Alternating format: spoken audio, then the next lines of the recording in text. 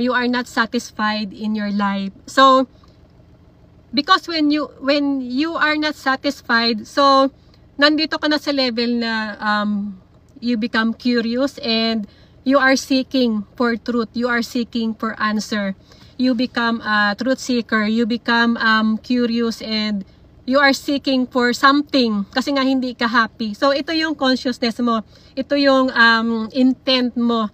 So for example, you are seeking, so this is why you are tuning in this information because you are seeking, because it is your intent. So ito yung tinatawag na kumbaga yung level ng consciousness mo, it is frequency match to this information because you become conscious. So it is your level of awareness and it is your level of your choice that you are seeking for truth, you are seeking for answer, and then nagmatch ka and then you tune in and then you find this information. So ayun yung level ng consciousness mo.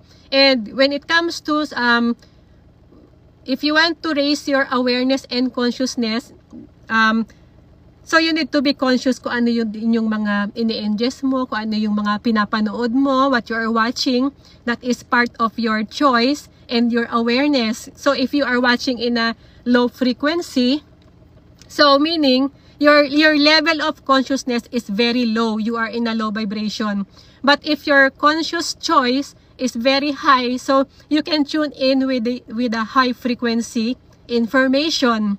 So yan yung level ng consciousness mo na nagmamatch ka, you match to the same level of consciousness, and your consciousness it is downloaded to you. So kaya many spiritual people, they are seeking answer, they are searching their kung ano yung ano nila, yung experience nila. So sometimes you have a question, since child you have a question, but you don't know the answer until you become adult. Why? Because you are not much on that frequency, on that vibration, because consciousness, it is downloaded to you, and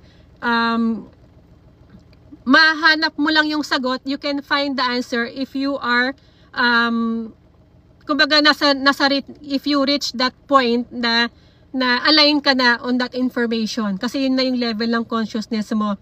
So that is consciousness is download. Kumbaga, for example, right now you are listening on this information, so you are downloading an information. This is a higher level of information. So if you are in a deep sleep, so ibig sabihin you are watching television, you are watching nonsense conversation. So ayan yung level ng consciousness mo.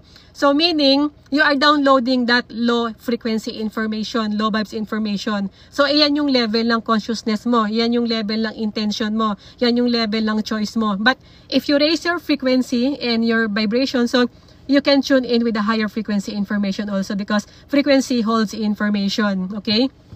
So, ayan yung consciousness mo. So, the more you become aware, the more you become conscious, so you are diving deep, you are searching, and you have many realizations. So, ibig sabihin, nandoon ka na sa level ng,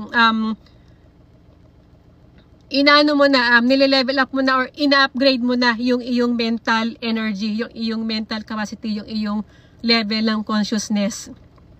So, nandoon ka na sa, sa level na yan, na which is nagda-download ka na ng mga high frequency information, kasi nga as a God, you are entering this game before reincarnation, so our memory is deleted. Kumbaga, it is totally wipe out, kasi nga paano magiging interesting yung isang game kung alam mo kung paano laruin, di ba? So kailangan ma-delete mo na yung mga memory mo. So they deleted your memory so that we can play again.